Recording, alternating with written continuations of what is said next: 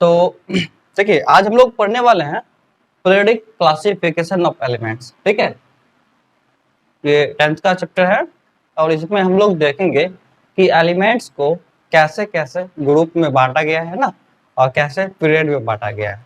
तो इनको समझने से पहले हम क्या समझते हैं कि सबसे स्टार्टिंग किसने करा था। ठीक है, तो देखिए जो केमिस्ट्री का फादर है जिसको कहा जाता है जॉन लेविजिए को, उसने सबसे पहले एलिमेंट्स को बांटा था दो ग्रुप में, मेटल में और नॉन मेटल। ठीक है, तो मेटल और नॉन मेटल वो उतना ज्यादा इफेक्टिव था नहीं, क्योंकि मेटल और नॉन मेटल में भी ढेर सारे का प्रॉपर्टीज अलग अलग होता है। सारे मेटल्स का भी अलग अलग प्रॉपर्टीज होते हैं ना, किसी का वैलेंसी अलग होता है, किसी का एटॉमिक वेट। तो इसके अकॉर्डिंग जो था ना वो सफिशिएंट बंटवारा नहीं था, और सफिशिएंट बंटवारा नहीं हुआ तो लोगों को वो अच्छा नहीं लगा है ना। तो और उसके बाद धीरे धीरे, ठीक है, बांटते गया। उसके बाद जो, ठीक है, बांटने के लिए आया था सबसे, ठीक है, बांटने के बाद जो ये क्लासिफिकेशन जो करा था उसमें बहुत सारे साइंटिस्ट हैं जिसमें मतलब अपना अपना कंट्रीब्यूशन किया था। ठीक है, जैसे डोबरेंस आया, अपना ट्राइड का लॉ दिया था, अब उसको हम देखेंगे। उसके बाद न्यूलैंड्स आया, वो अपना ऑक्टेव का लॉ दिया। उसके बाद फिर मैंडलीफ आया जिसका बहुत अच्छा चला है ना। मैंडलीफ का पीरियड टेबल, अभी actually father of period table Mendeleev को ही कहा जाता है। ठीक है, उसके बाद फिर हेनरी मोसले आया, उसने एटॉमिक नंबर को बेस बनाया। ठीक है, तो मतलब एटॉमिक नंबर को उसने एक्चुअली ज्यादा प्रायिकता दिया। तो उसने कहा कि ये एक्चुअली फंडामेंटल यूनिट होता है, ठीक है, ये फंडामेंटल चीज है एटॉमिक नंबर। तो उसके बेसिस पे बनाया गया। फिर नील्स बोर ने एक लॉन्ग पीरियड टेबल स्टार्ट किया, उसमें जो हम लोग अभी पढ़ रहे हैं, है ना। तो सारे का भी हम डिफेक्ट भी देखेंगे और उसने क्या करा, कैसे करा, वो भी हम लोग देखेंगे। ठीक है, एक एक करके। तो चलिए हम अभी देखते हैं, ठीक है, कि डोमिनेंस का ट्राइड क्या था। ठीक है, उसमें क्या कह रहा था, ठीक है, उसके बारे में देखते हैं। ठीक है, हमको ये देखना है इसमें, ठीक है, कि जैसे डोमिनेंस ने, है ना, ये बनाया था। ठीक है, डोमिनेंस ने जो है अपना ये ट्राइड बनाया था, इसमें क्या क्या करा था इसमें बता रहे हूँ। ठीक है, देखिए इसने कहा कि when elements are kept in increasing order to their atomic masses, ना ग्रुप ऑफ 3 एलिमेंट्स, उसने तीन तीन एलिमेंट का ग्रुप बनाया जिसको बाद में ट्राइड के नाम से जाना जाने लगा। ठीक है, having a similar chemical properties are obtained, मतलब उसमें क्या हुआ कि तीन तीन का जो ग्रुप बनाया है ना, तो उसने क्या देखा कि जो एलिमेंट्स का, ठीक है, केमिकल प्रॉपर्टी था सिमिलर मिल रहा था। पर सबसे कंडीशन क्या था उसमें कि उसका जो मास होना चाहिए ना, बीच वाला का मास जो है एक्सट्रीम दोनों का अर्थमेटिक मीन होना चाहिए। जैसे आप लोग एपी पढ़े होंगे तो अर्थमेटिक मीन पता होगा क्या होता है, तो अगर नहीं पता तो हम अभी बता देते हैं क्या होता है। कि जो इसमें क्या किया, देखिए कि एटॉमिक मास जो होना चाहिए मिडिल वाला का, that is arithmetic mean of the other thing. कहने का क्या मतलब हुआ, देखिए इसने एलिमेंट को असेंडिंग ऑर्डर में रखा, इंक्रीजिंग एटॉमिक मास के अकॉर्डिंग। जैसे पहले लिथियम लिया, फिर सोडियम लिया, फिर पोटेशियम लिया। तो इसका जो मास है देखिए इंक्रीजिंग ऑर्डर में है ना, तो मास तो इंक्रीजिंग ऑर्डर में है, मतलब क्या हुआ, पहले ये फिर ये फिर ये ऐसा हो रहा है ना। तो इसका जो मास है असेंडिंग ऑर्डर में है। इसका मतलब क्या हुआ कि देखिए सबसे पहले जो मास 7 है, 23 है, असेंडिंग ऑर्डर में बढ़ रहा है धीरे धीरे। तो इसका जो मास होगा आप इन दोनों को जोड़िए, उसको 2 से डिवाइड कीजिए, इसका मास आएगा। ये अर्थमेटिक मीन होता है। आप इसको एवरेज भी कह सकते हैं, इन दोनों का जो मास होगा इसका एवरेज होगा। ठीक है, तो 7 और 39 को ऐड करेंगे, है ना, 7 + 39 by 2 करेंगे तो आपको जो है 23 आ जाएगा ये। तो ये जो मास होगा आपको, इसका जो मास होगा बीच वाला का, वो इन दोनों के मास के अर्थमेटिक मीन के बराबर होगा। ठीक है, तो ये हो गया आपको, ये अल्कली ग्रुप है, लिथियम, सोडियम, पोटेशियम, ये अल्कली मेटल है क्योंकि बेस बनाता है। ठीक है, वाटर सोल्यूबल बेसिस।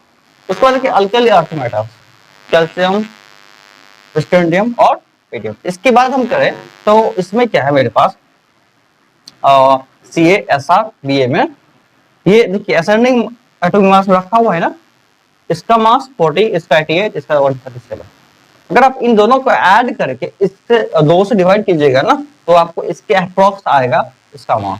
जैसे मतलब 40 +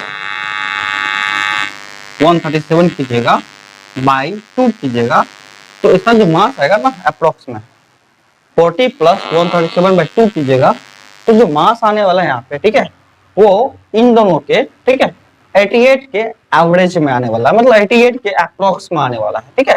तो 88 पॉइंट समथिंग आएगा। तो इसका मास, अब देखिए इनका प्रॉपर्टी भी सिमिलर होता है। अभी आप पढ़े होंगे जो मॉडर्न पीरियड टेबल है उनमें इन सब का वैलेंसी 2 होता है ना, इन सब का केमिकल प्रॉपर्टी सेम होता है।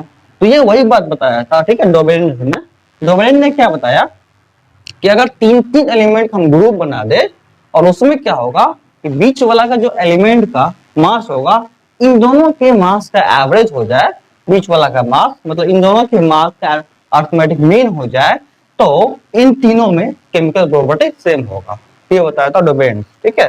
उसी तरह से इसके बारे में देखते हैं, ये अल्कली अर्थ मेटल के लिए है ना, कि इन दोनों को अगर ऐड करके आप 2 से डिवाइड कीजिए तो आपको इसके अप्रोक्स में मास आएगा और इन तीनों का प्रॉपर्टी सेम मिलेगा, ठीक है। तो इस टाइप से उसने कुछ ट्रेड्स बनाया है ना, उसने मतलब 4-5 ट्रेड्स बनाया जो आपके बुक में कुछ गिवन है ना, तो वो हम आपको दिखा रहे हैं और क्या क्या ट्रेड्स है ना। तो ये आपको इतना भी ध्यान में रखना है। ओके, तो अब जो है हम आपको बताने जा रहे हैं कि हेलोजन ग्रुप का जो आइटम था ना, हेलोजन ग्रुप का जो एलिमेंट था जैसे क्लोरीन, ब्रोमीन, आयोडीन, ये सब होता है, chlorine, chlorine, bromine, iodine, accident होता है। तो उनमें क्या है कि प्रॉब्लम आपको, ठीक है, प्रॉब्लम नहीं, अभी उसमें भी ये एक ट्रेंड बनाया था डोबेरेन ने। उन्होंने क्या बनाया कि देखिए क्लोरीन का मास 35.5 होता है, ब्रोमीन का मास 80 होता है, आयोडीन का मास 127 होता है। इन दोनों को ऐड करके इसका एवरेज निकालिए तो ये 81.2 अप्रॉक्स इसके पास आएगा ब्रोमीन के पास। इसने भी ट्रेड बना के बताया कि इन सबका प्रॉपर्टी सेम है, सिमिलर केमिकल प्रॉपर्टी है, और बात भी सही निकला था इस टाइम में, ऐसा हुआ था। तो इसने क्या बताया हेलोजन ग्रुप के बारे में, ये ट्रेड बना दिया इसने, लगभग 3-4 ट्रेड बनाया, ठीक है। उसमें क्या हुआ था कि लिमिटेशन इसका क्या था, देखिए इसका सक्सेस क्यों नहीं हो पाया, बहुत मतलब आगे क्यों नहीं बढ़ा, रीजन क्या था बता रहे हैं कि he was failed to arrange all the elements known at that time। मतलब उस टाइम में उसको जितने भी एलिमेंट पता था सबको वो अरेंज नहीं कर पाया इस नाटक से। कुछ ही एलिमेंट का वो ट्रेड बना पाया था जिसमें कि वो सक्सेस हो पाया था, सारे एलिमेंट में वो ट्रेड नहीं बना के सक्सेस हो पाया था। तो प्रॉब्लम क्या हुआ था कि उसका जो ये चला था ना, मतलब ये ट्रेड 3-3 ग्रुप का, ये ज्यादा इसलिए नहीं चल पाया था। दूसरी बात क्या था कि वो कुछ ही ट्रेड्स को आइडेंटिफाई कर पाया था, ज्यादा ट्रेड्स अगर मैक्सिमम मिल जाता मान लीजिए और कुछ ही एलिमेंट बच पाता तो चल जाता। लेकिन प्रॉब्लम क्या हुआ था उस टाइम में जो एलिमेंट था उतना ज्यादा तो एलिमेंट नॉन भी नहीं था, कुछ एलिमेंट नॉन था, लेकिन उस एलिमेंट उतना में भी सारे को आप ट्रेड में ये नहीं बैठा पाया था, मतलब कुछ ही एलिमेंट को बैठा पाया, ज्यादा एलिमेंट तो बच ही गया था। तो इसलिए इसका ज्यादा सक्सेस नहीं हुआ, इसलिए इसका ये मतलब डाउन हो गया, मतलब ये प्रॉब्लम क्रिएट हो गया कि ये ज्यादातर सक्सेस नहीं रहा। आदमी सब इसको मतलब पढ़ना ज्यादा जरूरी नहीं समझा क्योंकि इसमें कुछ ही एलिमेंट आ पाते, ठीक है। तो it was not very success.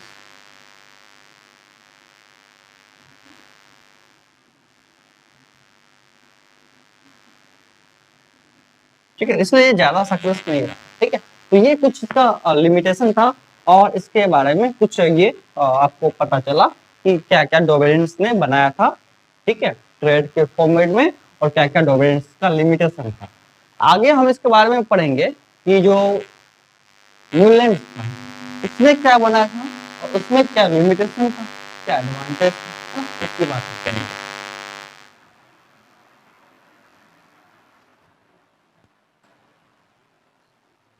Okay, तो अभी हम देखिए न्यूलैंड का देखते हैं। न्यूलैंड्स लॉ ऑफ ऑक्टेट क्या था, इसने क्या कहा था कि when elements are arranged in the order of increasing atomic mass, तो एलिमेंट को अगर आप इंक्रीजिंग एटॉमिक मास के ऑर्डर में रखें तो क्या होता है, ठीक है, the property of eight element are repeated to the starting element, मतलब जहां से हम स्टार्ट करेंगे, ठीक है, वहां से 8वां एलिमेंट का प्रॉपर्टी सेम होगा, ठीक है।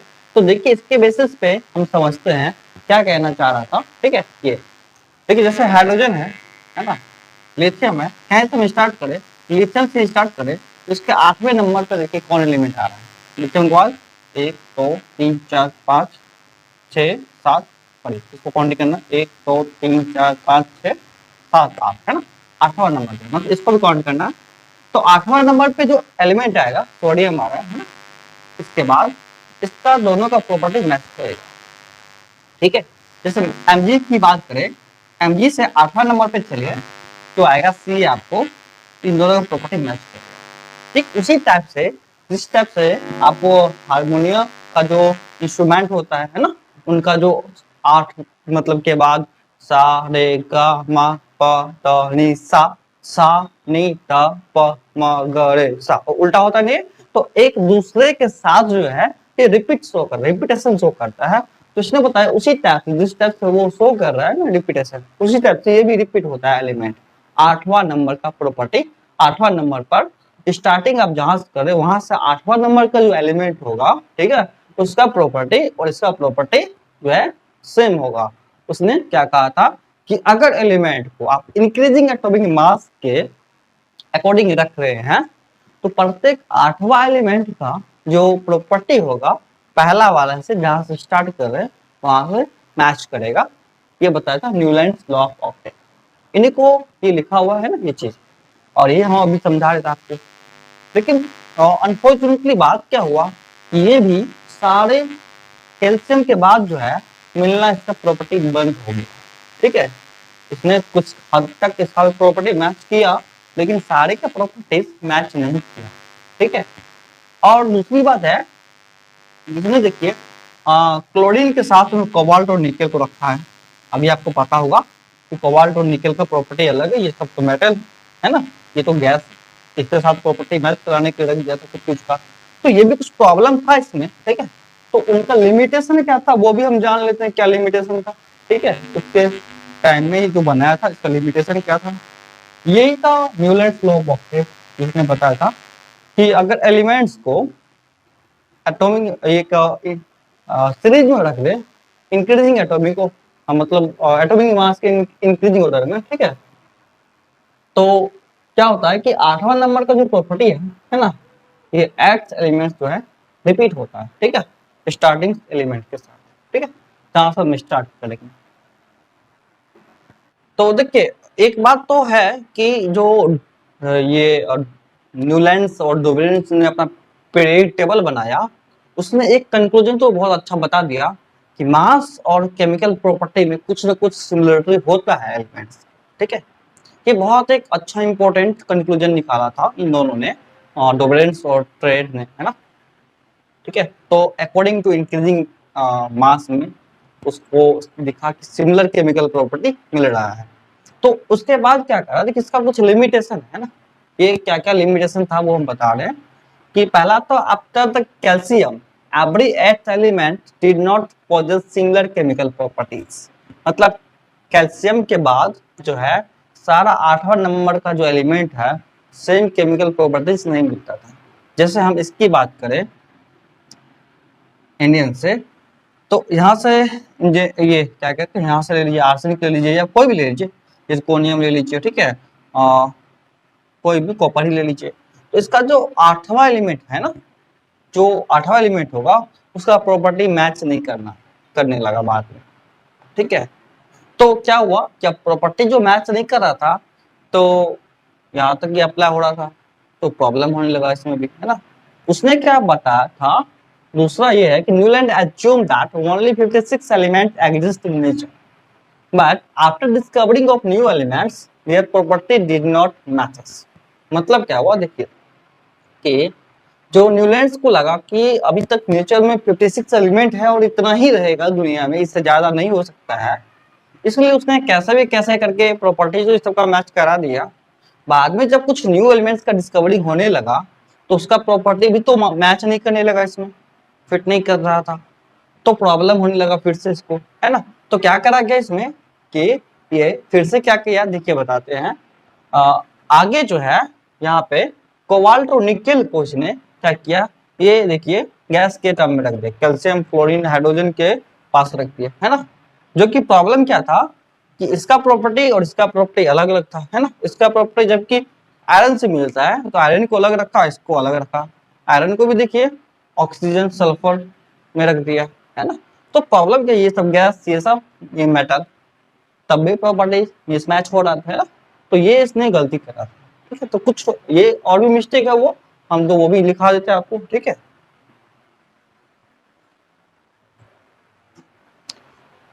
तो उसे दो और मिस्टेक क्या करा था, ठीक है, वो हम नोट कर लेते हैं कि he put cobalt and nickel in the gas in the group of hydrogen, fluorine and chlorine, है ना।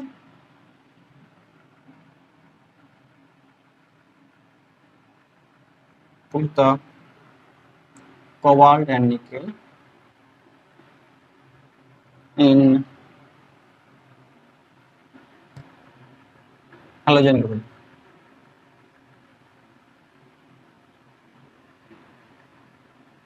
हेलोजन ग्रुप मतलब ये हुआ कि ये फ्लोरीन क्लोरीन ब्रोमीन, ये हेलोजन है ना। अब इससे आप पॉइंटिंग कीजिए 8वां नंबर पे ये कोबाल्ट या निकल आएगा। तो आप बताइए कोबाल्ट और निकल से इसका प्रॉपर्टी मैच ही नहीं कर रहा है, तो क्या फायदा यहाँ देख के, है ना। तो इसका प्रॉपर्टी मैच ही नहीं करेगा, तो ये भी इसने मिस्टेक करा था। तो उसके बाद क्या किया, फोर्थ में, ठीक है, आयरन का प्रॉपर्टी मैच कर रहा था कोबाल्ट और निकल से, तो आयरन को कहाँ रख दिया, कोबाल्ट निकल कहाँ रख दिया, है ना। तो property of Fe resemble to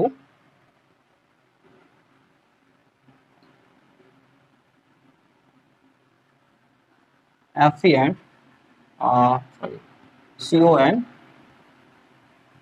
Ni, but he put them at different places.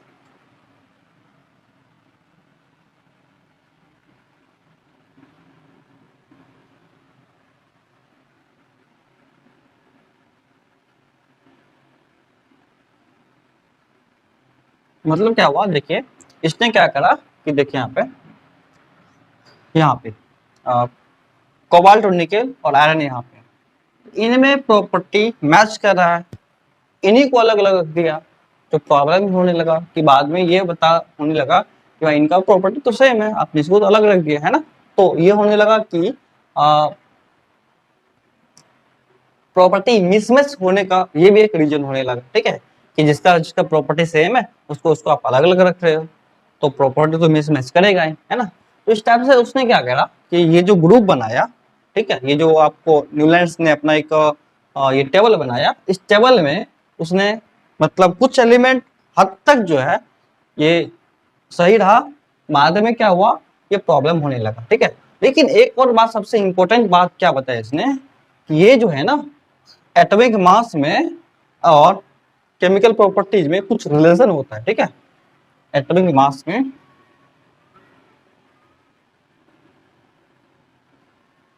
ठीक है एंड केमिकल प्रॉपर्टीज,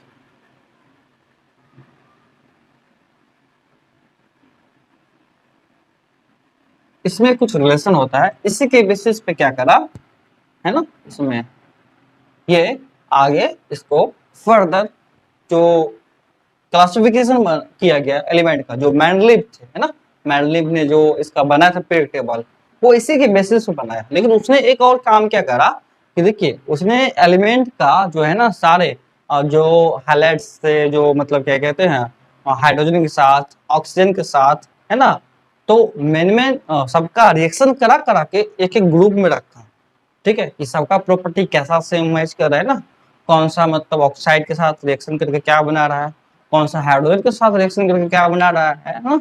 तो उसने इस टाइप से ग्रुप बनाया, लगभग 64 ग्रुप टाइप से बनाया, है ना। एक मतलब पूरा चार्ट बनाया, चार्ट को उसने एक एक जगह करके, है ना, अलग अलग करके उसको रखा, और सारे चार्ट्स में उसने देखा कि प्रॉपर्टी किसका मैच कर रहा है, उसके अकॉर्डिंग उसने मास के साथ अरेंज करा, और अरेंज करके वो पूरा पीरियड टेबल टाइप से बनाया। तो हम फादर ऑफ पीरियड टेबल जो मानते हैं उन्हीं को मानते हैं, मैनलिव को मानते हैं। उसने सारा चीज को एडजस्ट करा, उस टाइप से बनाया, है ना। तो उसको अगर हम देखेंगे कि वो किस टाइप से पीरियड टेबल को बनाया है ना, तो उसके लिए हमको कुछ चीजें को समझना है। उसको मैनलिव के पीरियड टेबल पढ़ने से पहले तो हम उस चीजों को समझ लेते हैं पहले क्या क्या है वो चीजें हैं।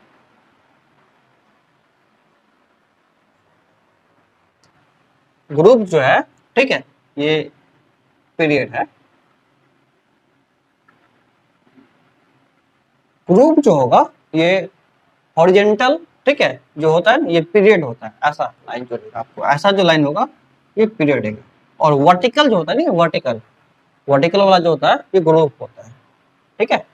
तो वर्टिकल लाइन में क्या होता है कि सारे जो, ठीक है, इसमें क्या होता है कि जितने भी एलिमेंट्स होते हैं ना, सबका केमिकल प्रॉपर्टी सिमिलर होता है, ये ग्रुप में जो रखा हुआ होता है, ठीक है।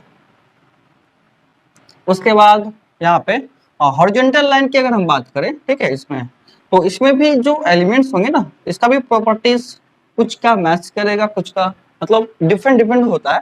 जैसे हम लेफ्ट टू राइट जाएंगे तो प्रॉपर्टीज सबका अलग अलग होगा, इसमें भी टॉप टू बॉटम जाएंगे तो कुछ ना कुछ चेंजिंग होगा, लेकिन इसका केमिकल प्रॉपर्टी सेम होगा, लेकिन कुछ ना कुछ साइज में या फिर क्या कहते हैं आयनाइजेशन एनर्जी में, और ये फिर क्या कहते हैं उसको इलेक्ट्रोनेगेटिविटी में, है ना। तो इन सब में कुछ ना कुछ आपको चेंजिंग मिलेगा, वो अभी आगे डिस्कस करेंगे क्या क्या चेंजिंग मिलेगा। लेकिन प्रॉब्लम क्या है यहाँ पे, है ना, कि ग्रुप और पीरियड अलग अलग होता है। ये वर्टिकल लाइन है, ये हॉरिजॉन्टल लाइन है। वर्टिकल लाइन जो अर्थ के सेंटर की ओर जाती है, डायरेक्ट वर्टिकल लाइन होता है, ठीक है। और जो वर्टिकल लाइन पे परपेंडिकुलर होता है वो आपको होता है हॉरिजॉन्टल लाइन, ठीक है। तो ये आपस में एक दूसरे पे परपेंडिकुलर होता है, ये वर्टिकल होगा तो ये हॉरिजॉन्टल होगा, ठीक है। तो ये वाला होगा आपको ग्रुप, ये वाला होगा आपको पीरियड, ठीक है।